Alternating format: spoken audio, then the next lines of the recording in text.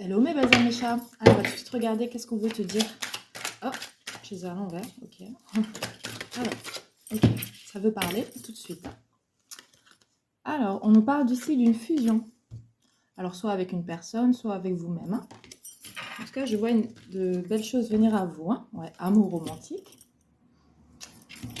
Alors, ici, pour la plupart d'entre vous, vous êtes amené à rencontrer une personne ou en ce moment, vous vivez une situation, une relation avec une personne avec laquelle il y a beaucoup de partage, de fusion, peut-être de points communs. Ouais, on nous parle ici d'addiction avec rencontre karmique. Ouais.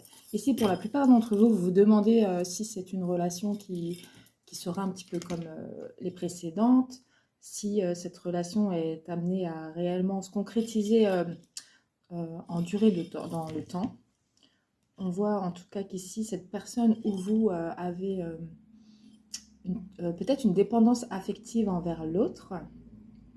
On ressort aussi ici beaucoup les anciens traumas du passé. Alors peut-être que vous avez certaines peurs, certaines craintes qui reviennent dues aux relations passées. Ok. Alors, comme on a l'échec avec l'ex-partenaire aussi, à l'envers. Donc, on nous parle d'ici que vous avez vécu justement des relations qui étaient assez tumultueuses ou vraiment des relations souffrantes ici, je ressens. Donc on voit que toutes les peurs ressortent justement avec cette nouvelle relation. Vous vous demandez si ça ne va pas être un schéma répétitif. Ouais. Okay. Ici, on vous dit vraiment que ce n'est pas une relation qui sera basée que sur le sexe, avec la sexualité et la difficulté.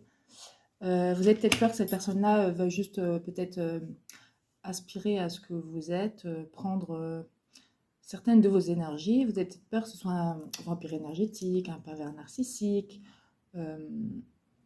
Vraiment, vous posez quand même pas mal de questions, pas mal de doutes. Mais ici, on vous dit clairement que c'est sûrement dû au passé. On va reconfirmer ça par la suite.